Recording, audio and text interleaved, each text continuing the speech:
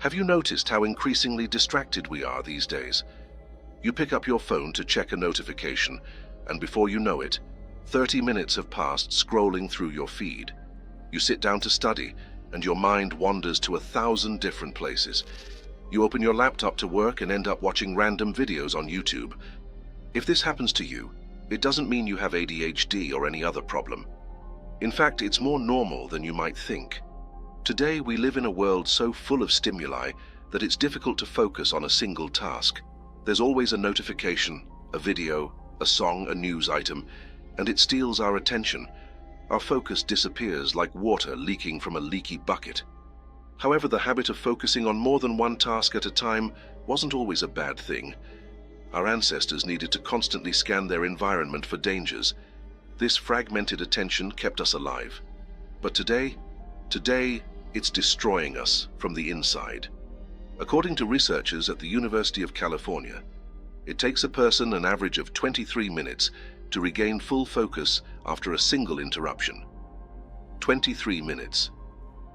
Now multiply that by the number of times you break your attention by checking your phone, doing another task, putting on music or anything else. But what if there was a way to hack that? To train your brain to ignore distractions and immerse itself so deeply in a task that the world around you simply disappears. This technique exists, and it's not some innovative technique created by a digital marketing coach. This technique comes from the Zen monasteries of Japan, and its name is Ichigyo Zammai. Ichigyo Zammai is the concept of doing one thing at a time with complete attention. It's very present in Japanese Zen Buddhism, and that's what we'll be talking about today. Before we get to the video, I want to thank the new channel members for their support. I also want to thank each and every one of you who are liking the videos, commenting, and sharing the content. You are a very important part of this channel's history. Thank you so much, really. Now answer me in the comments, what's your biggest distraction today? Your cell phone? Social media? Your own mind? Comment below. Back to the video. Chapter 1. The Story of Jake. Jake Morrison was 16 years old when he realized he was losing the race of life. He wasn't a bad student, far from it. He even understood math, physics, and programming. The problem was that Jake couldn't concentrate. He'd sit down to study, and a few minutes later, he'd already be checking Instagram. He'd open his calculus book and start thinking about how amazing it would be to work at Google. He'd watch a video lesson and pause halfway through to check the score of a game. And look, Jake had a dream. One of those big, scary, almost impossible dreams. He wanted to get into MIT, the Massachusetts Institute of Technology, one of the most competitive universities on the planet, the place where geniuses are made. But Jake had a problem. His grades weren't even close to what was needed. While other students consistently got high marks, Jake lived in that middle ground zone. A C here, a B there, enough to pass, but not enough to dream of MIT. And his friends, they loved making jokes about Jake. Jake, dude, you want to study software engineering at MIT and you can't even get a B in math? Man, you're going to end up flipping burgers at McDonald's. They laughed. They thought it was funny. But Jake felt every word like a punch to the gut. And the worst part is that his parents were also pressuring him. Not in a malicious way, they just wanted to see their son try harder. Jake, you have potential, but you need to stop getting distracted. You need to take this seriously. And Jake knew this. He knew he had potential. The problem was that he couldn't access that potential, because whenever he sat down to study, his mind sabotaged him. You know that moment when you should be doing something important, but your brain prefers to imagine future scenarios. Jake spent hours daydreaming. He imagined his graduation ceremony at MIT. He imagined his first day of work as a programmer. He imagined his friends apologizing for doubting him. But in the meantime, the math book remained closed. The physics assignment remained blank. And the dream remained distant. Until one day, after getting yet another low grade on a calculus test, Jake had a breakdown. He was tired of being mediocre, tired of disappointing his parents, tired of hearing his friends' jokes. But instead of locking himself in his room and giving up, Jake did something different. He decided to ask for help. Chapter 2. The Meeting with the Teacher. The next day, Jake went to see Mr. Tanaka. Mr. Tanaka was the school's math teacher, a man of Japanese origin, in his 50s, always calm, always centered. He had the kind of presence that conveyed peace. While other teachers shouted to maintain order in the classroom, Mr. Tanaka simply looked, and everyone fell silent. Jake knocked on the door of the teacher's lounge at the end of the day. "Mr. Tanaka, may I speak with you for a minute?" The professor looked up, took off his reading glasses, and gestured for Jake to come in. "Sure, Jake. Sit down. What happened?" Jake took a deep breath. "Sir, I don't know what to do. I really want to improve my grades. I want to be a software engineer, but I can't focus. I sit down to study and my mind keeps jumping from one place to another. I'm distracted all the time. And then my grades don't improve, and then I get stuck in this cycle." Mr. Tanaka was silent for a few seconds. Then he smiled. It wasn't a smile of pity. It was the smile of someone recognizing something familiar. "Jake, can I ask you a question? When you sit down to study, how many tabs do you leave open on your computer?" Jake thought for a second. "I don't know. Maybe 10. "And your cell phone? Where do you keep it?" "On the side, with notifications turned on." "And do you usually study while thinking about other things at the same time? Like planning what you're going to do next, or remembering something that happened earlier?" Jake blinked. "How do you know?" Mr. Tanaka Low River. "Because I was exactly like that when I was your age." Jake's eyes widened. "Serious?" "Seriously. I grew up in Japan, and when I was young, I also had trouble concentrating. My mind was always wandering, until my grandfather taught me something that completely changed my life." Jake leaned forward, intrigued. "What was it?" The teacher wrote something on a piece of paper and handed it to Jake. "Ichigyo Zammai." Jake looked at the paper, confused. Where are you from?" "Ichigyo Zammai. It's a concept from Zen Buddhism. It literally means concentration on a single action. It's the practice of doing one thing at a time, with total attention, as if you and the action were one." Jake frowned. "Like, just focusing on one thing?" "It's not just about focusing, Jake. It's about becoming the thing you're doing. When you're studying math, you're not Jake studying math. You are math. There's no separation. There's no you observing the task from the outside. You immerse yourself completely." Jake still seemed confused. Mr. Tanaka noticed and continued. "Let me explain it another way. Have you ever started a video game and then realized 3 hours had passed? Yes, this always happens. So, you entered a state of flow. You were so immersed that you lost track of time. Ichigyo Zammai is learning to intentionally enter this state in any activity." Jake felt a chill down his spine. That made sense. "And does it work, like scientifically?" Mr. Tanaka smiled. "Ah, yes. Today, neuroscience calls this mindfulness, or flow state. There are dozens of studies showing that when you practice focused attention, you change the structure of your brain. It increases the density of the prefrontal cortex, which is the region responsible for controlling attention." He opened a drawer and took out some printed articles. "Look, I have some materials here. Articles that combine Ichigyo Zammai with behavioral neuroscience techniques. Take them home. Study them, apply them, and tell me what happens." Jake picked up the papers, his hands trembling. He couldn't explain it, but something inside him told him that this would change everything. "Thank you, Mr. Tanaka, seriously. Thank you very much." The teacher placed his hand on Jake's shoulder. "Jake, you have what it takes. You just need to learn how to focus your attention, and when you learn that, nothing will stop you." Chapter 3. Applying Ichigyo Zammai. That night, Jake didn't sleep much. He stayed up late reading the articles that Mr. Tanaka had given him, and the more he read, the more everything made sense. One of the articles talked about how our brain works, how with every distraction, every notification, every change of task, our brain needs to expend energy to reset and refocus. And the more you do this, the more you train your brain to be distracted. Another article explained the Pomodoro technique, combined with Ichigyo Zammai. Blocks of a few minutes of total concentration, followed by 5 or 10 minutes of conscious pause. No picking up your cell phone during the break. No checking social media. Just breathing, stretching, drinking water, being present. Another article discussed choice architecture. Basically, you modify your environment to make distractions impossible. Cell phone in another room, notifications turned off, only one tab open, only one task at a time.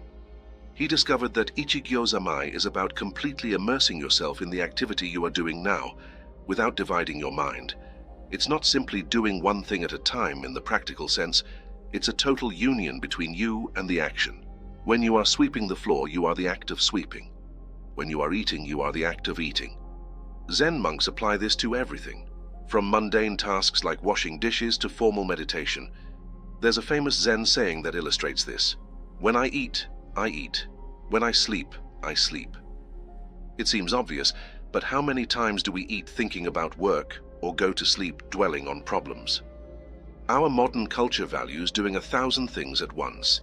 Ichigyo Zammai is the radical opposite of that. The idea is that when you fragment your attention, you're not truly present in any of the activities. You become superficial in everything. In that perspective, when distraction arises and will arise, the practitioner simply acknowledges, "My mind wandered," and gently returns to the current activity. No guilt, no frustration. It's a constant practice of bringing the mind back.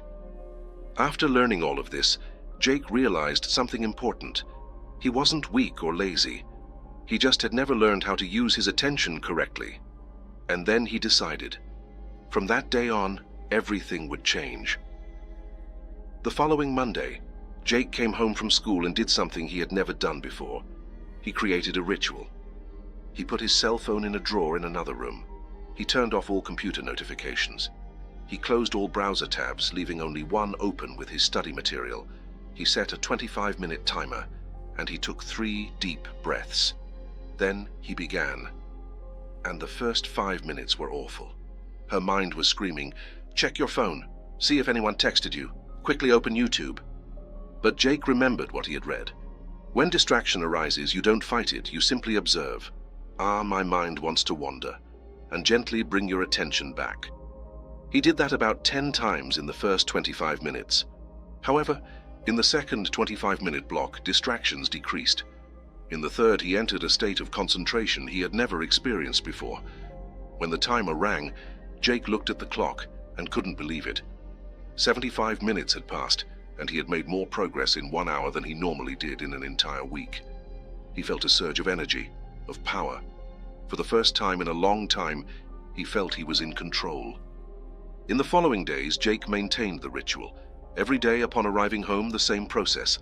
Cell phone out, environment prepared, breathing, total focus. And he went even further. He applied Ichigyo Zammai to everything. When he ate, he focused on the act of eating. He didn't watch videos while eating. When he talked to someone, he was totally present. When he walked to school, he paid attention to the sounds, the colors, the movement. He realized he'd lived his whole life on autopilot. And now what? Now he was awake.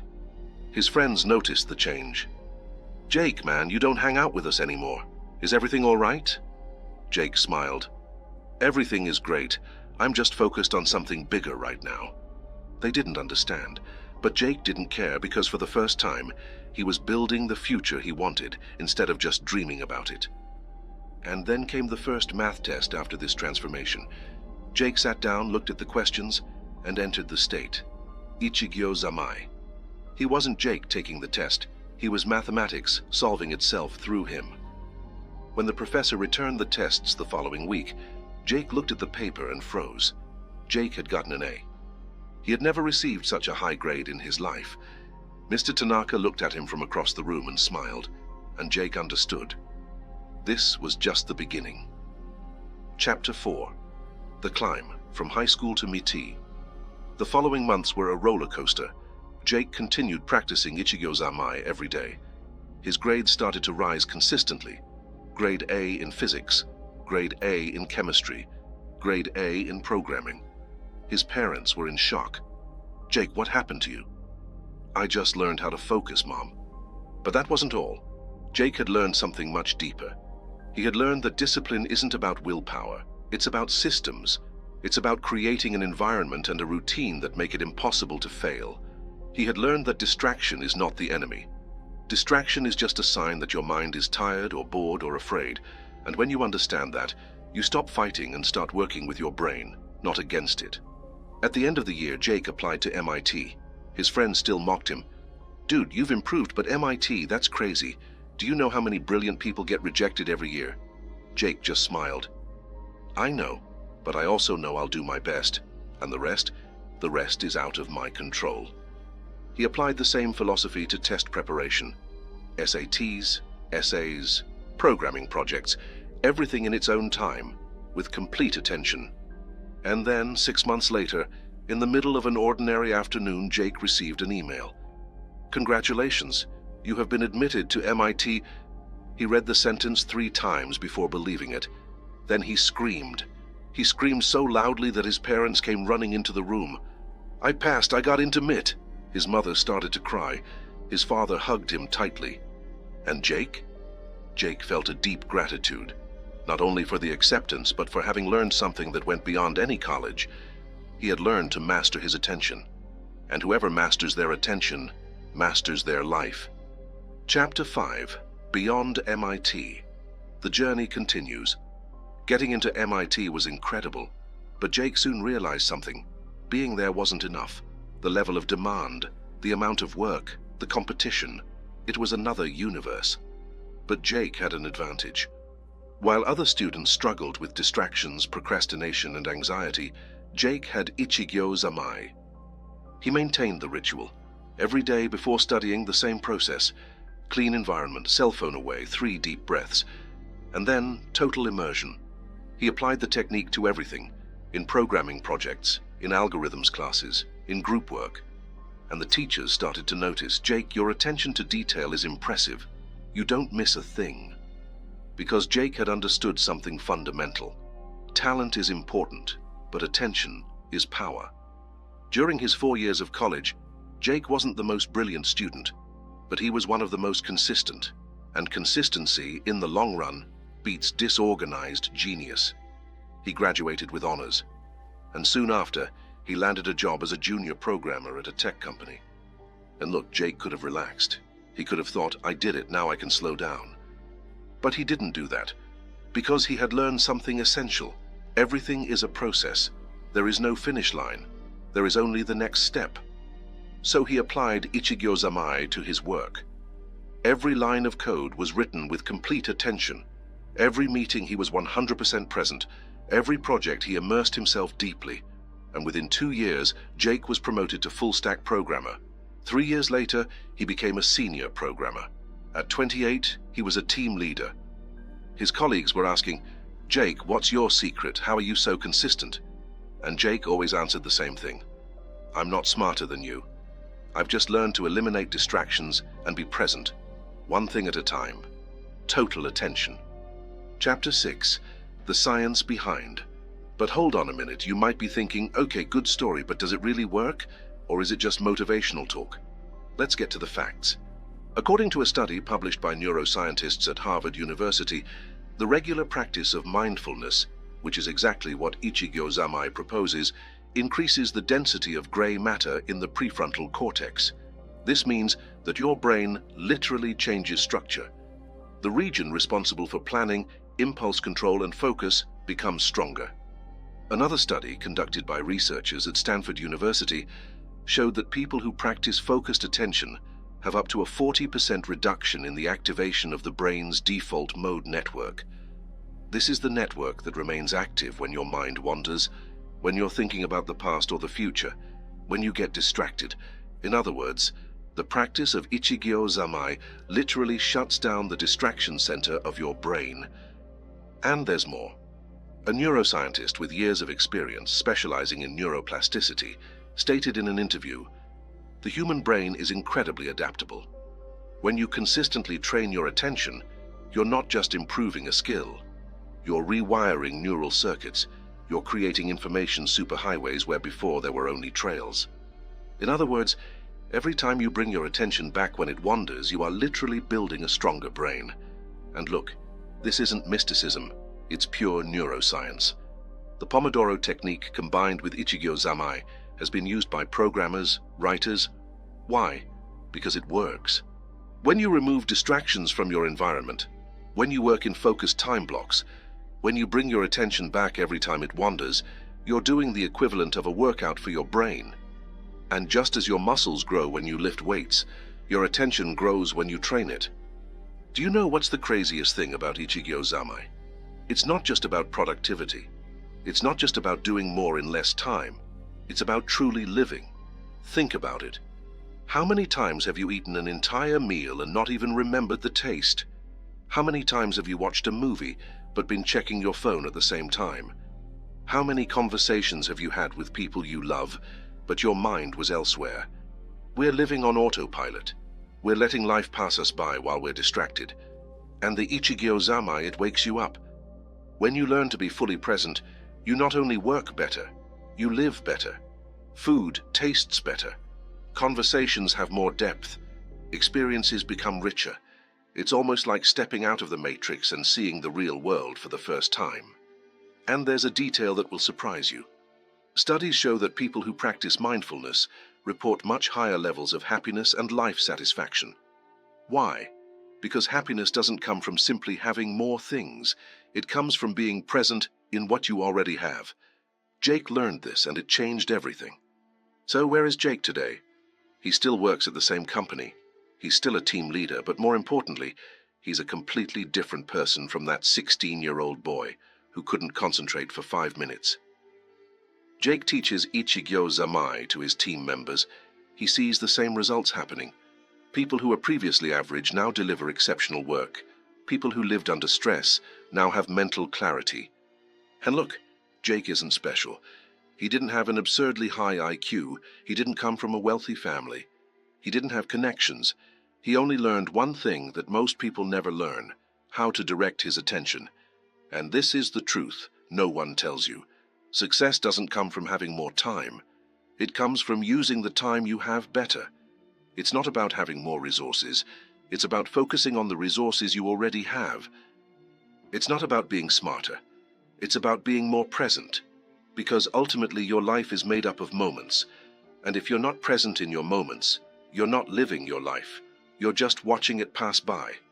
If this video resonated with you, I invite you to subscribe to the channel so you don't miss future content. I also invite you to watch the other videos on the channel. I believe their content might help you too. And remember, one thing at a time. Full attention. That's how you change the game. Be present. Walk with honor. Follow the path. See you in the next video.